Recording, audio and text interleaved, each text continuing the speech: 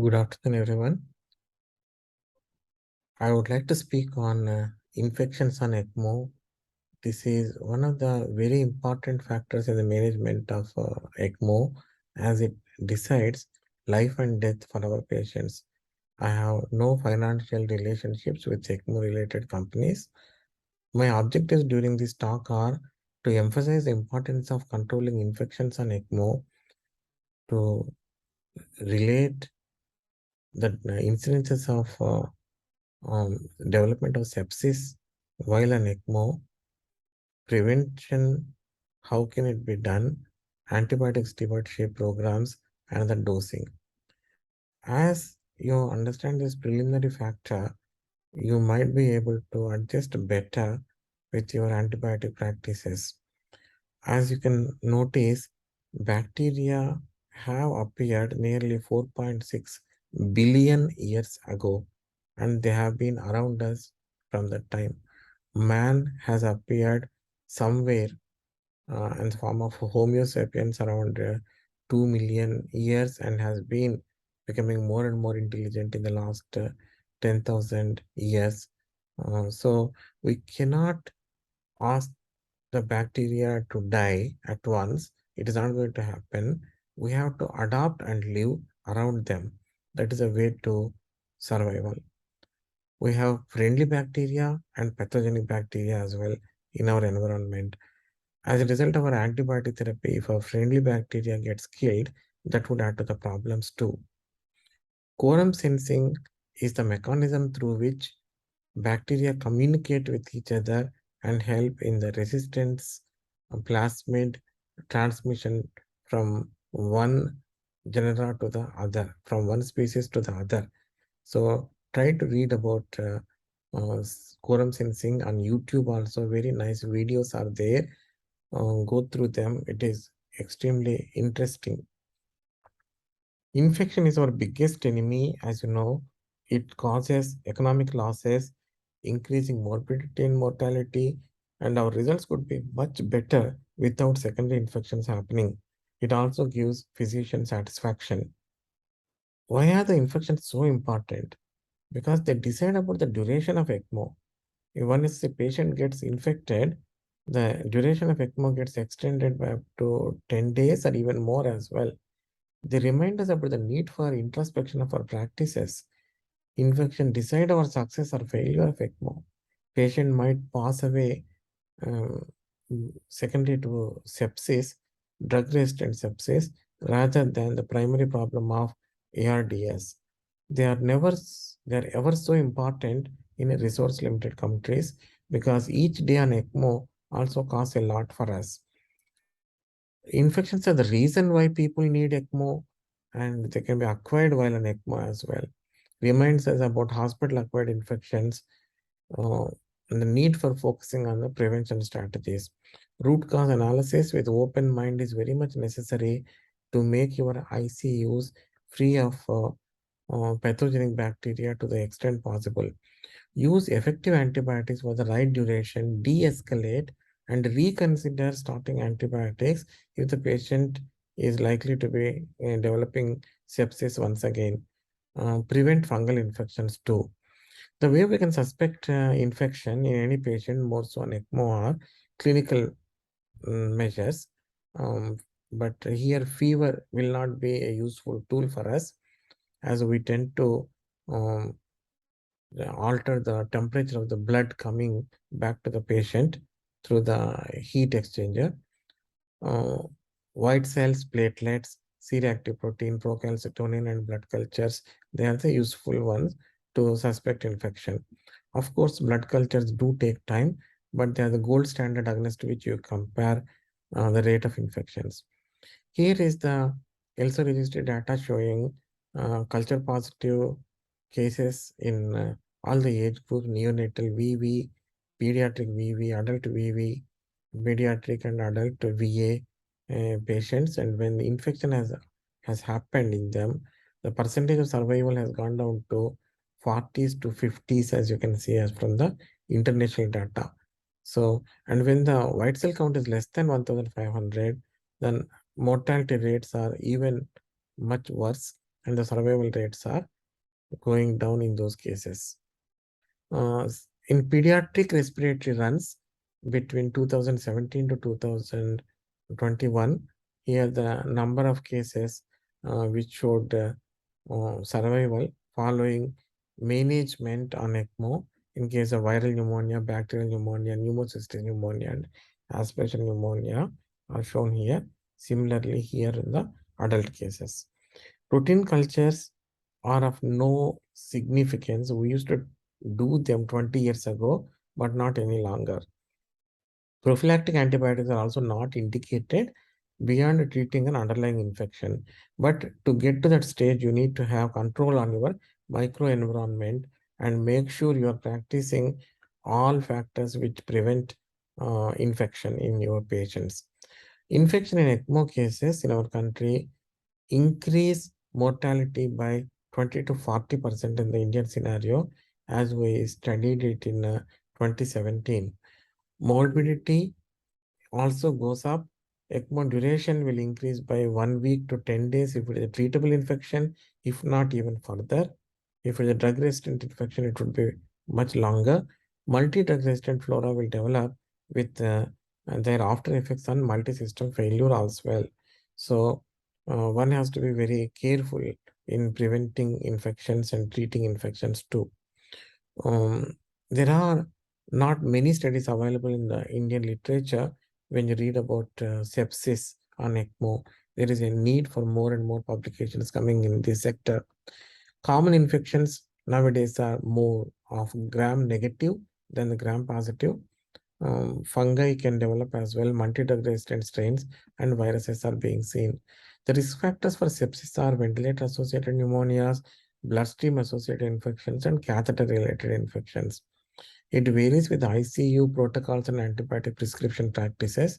So the practice of the NICU with an incidence of sepsis is not exactly the same as PICU with the different protocols or adult ICU with the different protocols. It all depends on our antibiotic prescription practices. Here are a few of the papers which showed importance of increased incidence of sepsis in adult patients. Cecil et al. In this study have shown adults are at increased risk of developing nosocomial infection sepsis compared to neonates and children. This is another paper showing the prevalence of various kinds of bacteria in ECMO patients, more of gram-negative infections. And this is another study from Matthew et al. Showing with the time duration of ECMO increasing, it carries a directly increasing relationship or proportionateness to a patient developing a serious infection on ECMO. Nosocomial infections in adult patients undergoing VA ECMO was also shown by Guan et al. And you can see once the duration in the hospital has been increasing by beyond 12 days, the possibility of infection has been increasing. So the infections during ECMO, epidemiology risk factors and pathogenesis and prevention by Stefano et al. Has shown prevalence of hospital-acquired infections on ECMO in Western countries is also around 10 to 12%. Coagulase negative staph, Candida species, Enterobacteriaceae, and Pseudomonas are most frequently involved pathogens in this study. A higher number of ventilator-associated pneumonias were also reported in that particular study. Invasive fungal infections have been noticed during the COVID pandemic, as you're all aware of that. Voriconazole or isavuconazole is recommended as a first-line treatment option for COVID-associated pulmonary aspergillosis. Coming to the prevention part, the gold standard is washing hands effectively with all the 6 steps that we know of. Please do it religiously. Importance of the hand washing can never be exaggerated. That is very, very useful and the most effective principle which prevents transmission of infection from ourselves or from the community to patients. Soap, water, and common sense are yet the best antiseptic, as quoted by William Osler centuries ago. Which hand wash solution is the best? I think As per the available studies, alcohol with chlorhexidine is the best one, followed by alcohol without chlorhexidine. Chlorhexidine is one of the remarkable agents to get rid of the surface pathogens and pathogens from your hands as well. Unfortunately, a few years ago, we were incriminated with the spread of New Delhi M strain uh, of this drug-resistant bacteria. But unfortunately, this has been happening all over the world as well, not only from India. Um, this is from the Lancet publication in 2010. Drug-resistant bacteria have been shown in water as well, in drinking water, in the circulating water as well. So one has to be careful about transmission of diseases as a result of this drug-resistant bacteria. To make this water free uh, from the bacteria, the surface water has to be treated by reverse osmosis technique to become pure water. So at homes, we tend to install um, uh, this water purifiers with the reverse osmosis technique to give us the pure water. Similarly, in the hospital as well, in ICUs as well, in theaters as well, reverse osmotically treated water should be available for us for looking after our patients. Some of the minor but very important factors are about the active ingredient of the drug, how much we have in the drugs we are giving to the patient. One has to look at it very closely. What are the drug levels? How often we're doing the drug levels in our patients?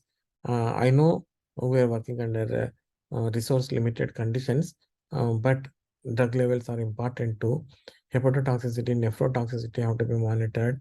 And when you're sure that your patient hasn't got any active infection, then de-escalate the antibiotic after treating for the required number of days, and then reconsider in case you think that the patient is getting infection once again. You can reconsider starting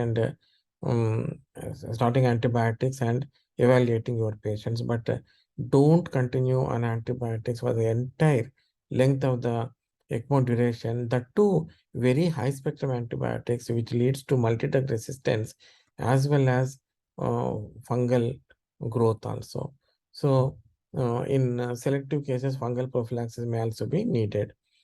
In neonatal practices, you can understand probably if a colistin injection is made up, and if you want to use it for the duration of 4 to 5 days till the exact medication is given and used up, it's not possible in neonates because of their requirement being very low.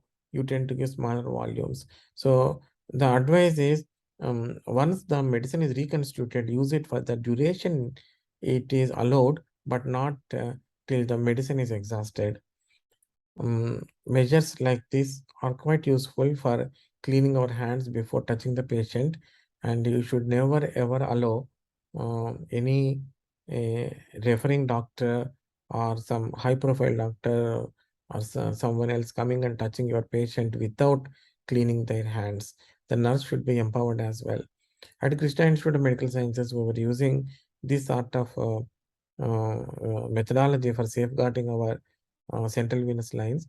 This was not studied in detail, but to me it looks like this gives an impression like you are trying to access a precious site, that is a central line insertion site, and whenever you are using these cannulae, you tend to use measures to open up that site and put it back.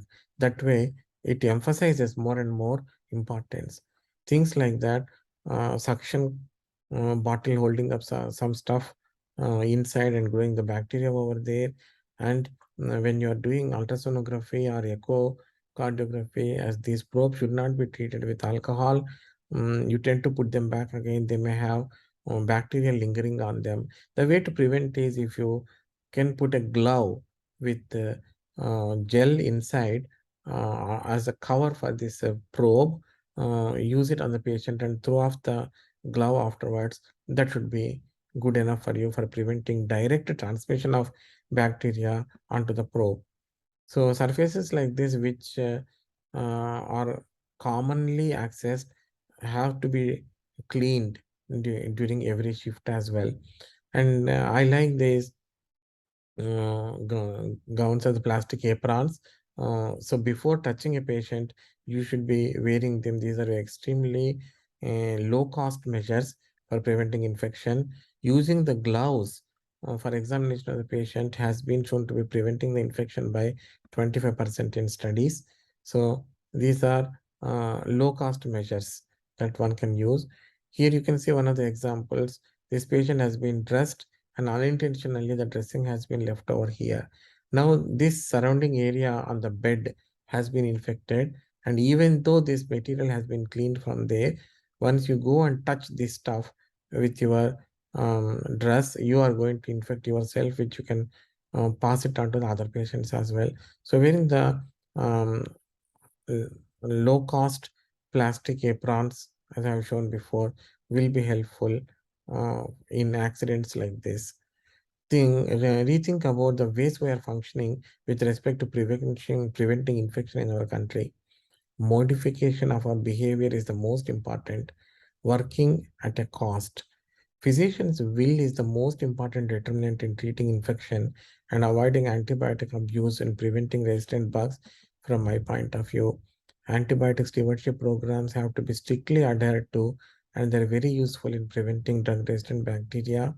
So follow all the measures and you will be able to bring down the incidence of infection in your country, in our country too. Antibiotics and dosing wise, broad spectrum antibiotics can be initiated at the time, guided by the prevalent microbial flora on the unit. De-escalate and modify antibiotics as per the culture results. Differentiate between commensals and pathogens. Don't treat the commensals. Narrow spectrum antibiotics for the right period of time have to be used once the culture results are available. Appropriate dose of antibiotics, if possible, do the relevant pharmacokinetics and measure the drug levels as well. With respect to the antimicrobial surfaces, microorganisms are known to survive on non-antimicrobial surfaces in animate touch surfaces such as bed rails or the bed trays, call buttons, bathroom, hardware, etc. for expanded periods of time. So there are some studies available which show that if those surfaces are made of copper, otherwise called as antibiotic or antimicrobial copper as well, they are likely to die to the extent of 99.9%. Copper has been shown to kill bacteria and viruses besides fungi to this extent within a period of an hour. So read about it. As it is costly, people don't tend to go towards that. But in Western countries, this has been tried and shown to be helpful to use the interventions as a bundle. In my experience, no blame culture is very, very important in infection control and helping the whole community of the intensive care, doctors, nurses, ayas, everyone to come together and contribute to the outcome of our patients. So the importance of staff education cannot be emphasized more than this. Specify the staff for duties and responsibilities. Education is a matter of continuity. You keep learning. Sometimes we might fail, but refocus once again and try to achieve your objectives in infection prevention. Train under seniors observation. Train the staff with the scientific goals. So review our situation openly and periodically. Understand the lacunae, tighten the loopholes. They can be specific to your own environment. So focus on them and tighten the loopholes. Further advances are possible. Implementation and review is very important. Everyone in our department, in our ICU, are very important, including the ayas who clean the floor meticulously so often in getting rid of the infections from that source. They are extremely important too, and appreciate them. So no blame culture can be prevailed.